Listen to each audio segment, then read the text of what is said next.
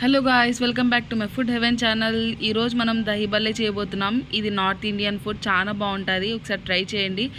So ఇక్కడైతే first నేను ఒక గ్లాస్ మినప్పాలు, ఒక గ్లాస్ పెసరపప్పు మంచిగా వాష్ చేసి దానికి 3 గంటల సేపు నానబెట్టి దాన్ని బరకగా మిక్సీ పట్టుకోవాలి.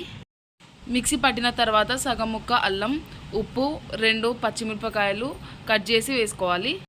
తర్వాత ఈ పిండిని 10-20 నిమిషాల వరకు బాగా కలుపుకోవాలి. పిండి కొంచెం ఉబ్బేంత వరకు కలుపుతూనే ఉండాలి. తర్వాత ఒక ప్యాన్లో ఆయిల్ వేసుకొని హీట్ ఎక్కిన తర్వాత ఇలాంటి చిన్న చిన్న బోండాలు వేయాలి. సన్నటి మంట పైన మంచిగా వేయించాలి. గోల్డెన్ బ్రౌన్ వచ్చేంత వరకు మంచిగా ఫ్రై చేసుకోవాలి. ఇలా మంచిగా గోల్డెన్ బ్రౌన్ కలర్ వచ్చేంత వరకు వేయించుకోవాలి.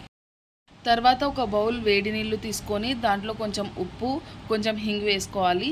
ఈ వేడి నీళ్ళలో మనం వేయించుకున్న బోండాలు వేసి 15 నిమిషాల వరకు నాననివ్వాలి.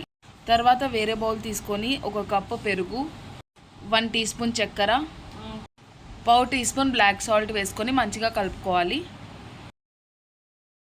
మనం నానబెట్టిన బోండాల్ని మంచిగా వాటర్ పిండుకొని ఒక ప్లేట్లో తీసుకోవాలి. దాంట్లో మనం కలుపుకున్న పెరుగు అంతా మిశ్రమం పైన వేసుకోవాలి.